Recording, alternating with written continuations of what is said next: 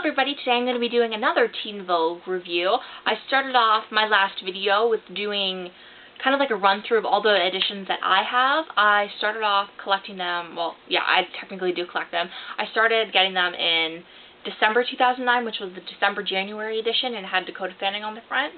But I'm going to start off today by doing 3 editions, I guess. It's only the 2 new ones. I'm going to start off by showing you the one that I left off on, which was the Selena Gomez June-July 2011 edition.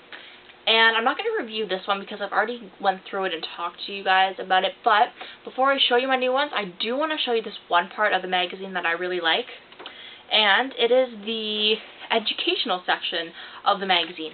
Now, in 17 magazine, they do have parts and articles exactly like this, but in 17 it's larger than it is in this Teen Vogue. This article is about sexting, which if you don't know what that is, you should definitely look up this article. And it's basically how it can get you arrested. And it's this long, that's it. It's a picture and a little article, and that's it. And they basically have one in every single edition, so make sure to check those out because you can learn stuff from that. Especially in the 17 magazine, they have articles like that, like real life people articles. So do read those. Now, the next edition, or the August edition, 2011, is Taylor Swift. Now, there is a difference between the way that they're laid out. If you can tell, Selena Gomez is wearing more of a summer outfit with the short sleeves, and you can tell just by the blue sky. And Taylor Swift has a sweater on, which looks nice and comfy. And there isn't really a blue sky, and it looks kind of the colors in the background and makes it look like fall time almost, which it isn't fall time, but you kind of get my point. Now, this edition is a little bit thicker than this edition, than the Selena Gomez edition, which is good because it kind of ramps up, well, not ramps up, but it kind of introduces you to a whole lot of, it shows you more fashion and different techniques and everything, and more products that you can buy rather than in the June-July edition. So I'm going to get into this. This article was really short. It wasn't much of an article at all. It was literally a paragraph that big and 6 questions that were sent to Taylor Swift to answer, and she wrote them all down, and that's what's in here. But she does have like a 8-page spread, sorry. So we're going to start off with this. And there's the little paragraph right down there, and then she's wearing this dandelion outfit, which I think is kind of hideous, and I wouldn't be caught dead in it, but apparently that's what they wanted her to wear. Then, there is her dress right here, which is another flower dress, I believe. Well, yeah, it is another flower, but a dandelion's a weed. And then, there's the 6 questions. I'm not going to go and read them, but there is this one question that I don't really like her answer to. So I'm going to tell you that one.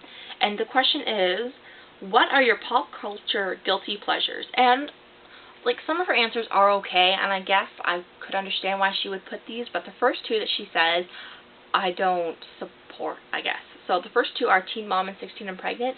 Now, I don't watch that show. I don't really support it. I don't like what MTV is doing by giving these 16-year-olds money to basically exploit their children, which I don't think that MTV should be doing that in the first place, by giving 16-year-olds money to basically have kids. And there's so many shows nowadays about teenagers getting pregnant. I just think it's wrong. I think they need to stop doing that. So that answer bugs me a lot. It does. But the rest of her answer is fine. It's like 90s one-hit wonders watching YouTube videos of cats and playing the app Cat Paint, and then she puts, I cat paint all my pictures. It's weird. So that's basically her answer to that question, and then she has 5 other questions, which, go ahead, go read the article.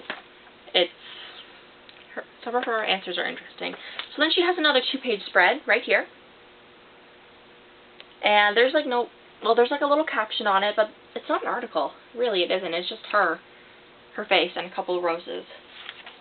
And then she has another 2 pages, and again, no words, just basically describing what the pictures are in here and what she's wearing up there. So, that's her article. And this dress is ugly. Let's look at it. Can you guys see that? It is so ugly. So that is basically this edition. Oh, and what I was talking about in the June-July edition about the educational articles, this one's this month. It's called Point Break, and what it is, it's basically an article about stress and how teens deal with it. So, can you get it like the Point Break? Funny.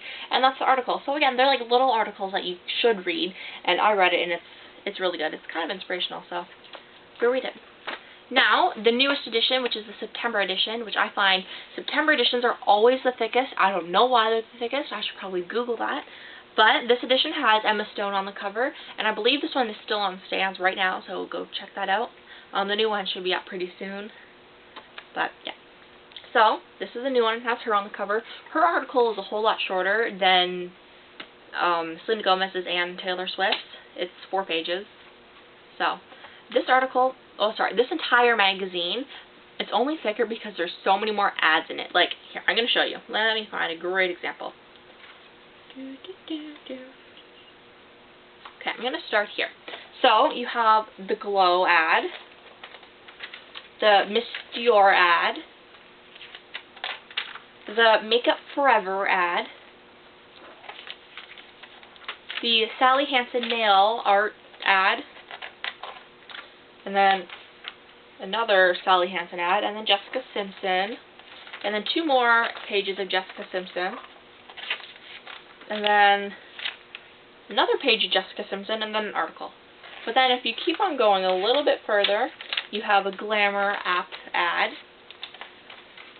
another ad is a Teen Vogue denim ad, then I just want to get to the one I want to show you, which is no, it's not back there. Here, the Justin Bieber Someday ad, which, it's not just an ad, it comes with a little perfume sample. Now, I like this perfume. I don't like Justin Bieber. I haven't scratched off his face yet. No, I'm just kidding. I'm not going to do that. But I like this perfume. I got a little sample of it when I went, like, a week before I went to New York City, and I still have the little card, and it still smells. And I went to New York City back at the end of July, and it is now September or something. I can't remember what the date is. Sorry. It's almost back to school time. Yay. But it still smells. So eventually when it goes on sale for dirt cheap, I think I'm going to get it then. But I'm not going to pay $52 for a little bottle of it. I'll spray the little samples at the store when I go there. So before I get into the Emma Stone article, I want to show you this picture. It is these lips, and they are crazy. I don't know what it's for. Oh, it's for Maybelline. But look at that. I wouldn't be able to pull anything like this off. They're way too big, but yeah. And on the back, they have like these abstract eyes. Look at those. They're kind of weird. Again, I wouldn't have the guts to pull that off. So let's get into Emma Stone's article. So she has 4 pages of an article, and then there's her in this orange outfit, which is different than the orange outfit that she has on the front, because if you see, there's like little epaulets right there, and over here she has like a structured collar. So, yeah. And basically the article, it's really short, it's not that long. You can see the white words, and then it continues on to the next page, and then that's it. Basically, the article explains how she got started, and she says that she gave her parents a PowerPoint presentation when she was in high school in order to allow her to drop out, and then she moved to California to get started, and she was in a pilot for The New Partridge Family, and then she was on the show never aired, and then she was on a short-lived action show, Drive, and then basically from there her entire career kind of blew up when she was on Superbad, and then she starred in The House Bunny, and then Zombieland, and then Easy A, and then now some of the newer movies, Crazy Stupid Love, as well as Friends with Benefits, and her new movie The Help, which I believe is still in theaters. And it also talks about her upcoming project, the Spider-Man movie, which she dyed her hair blonde for. Now over here, they show you the little pictures of her with blonde hair, and then there's a picture of her with the red hair. Now, if you guys look really closely, can you tell, or I'm not sure if it's just me, but can you see like an age difference between her with blonde hair compared to her with red hair? Do you kind of see that? I think she looks like 27 with blonde hair and then like 21 with red hair. I don't know. It could just be me. I'm sorry, but I do see it. And at the back, which I'm not sure if I talked about it with any of the other magazines, they do have a little index, which I love the index. I really do love the index. And it tells you exactly what she's wearing. Well, not just her. As you can see, there's more words than just for her. but they tell you what people are wearing throughout the entire magazine. And if you look under Funny Girl, which was what her ad or her section was called, it'll tell you that the dress that she was wearing, well, it's a dress and coat, on page, the pink one, 211 is from Michael Kors, but it's only from select Michael Kors stores, and it's $1,495. That is a wacky, like, super amount that I would never, ever, ever pay for a coat and a dress. But I like that it does tell you how much it is in case you do want to go out and spend $1,495 on something like that. So, that is my review on, oh wait, sorry, that isn't my review. I'm going to show you the health article, or the educational article. So this one is called Sweet Nothings, and it's basically talking about sweet treats and sugar fixes and how you can get addicted to them and how it can damage your health. So again, check these articles out because they're really good, and they're only little, so do check that out. That is my review on the Teen Vogue, and as I was saying, this one always is the thickest. Like, this is the September 2010 edition with Victoria Justice, but it is really thick, and compared to the 17th magazine for September, it as well is pretty thick. So, thank you very much for watching. I'm going to be doing a review on 17 magazine coming up in a little bit, so please stay tuned for that. Thank you very much for watching, and please tell me if you do like these videos, because the original video that I did on Teen Vogue is the most popular video on my channel, so please tell me if you do like them, and if you don't like them, then tell me that too. Okay, thank you very much for watching, and I will see you in my next video. Bye!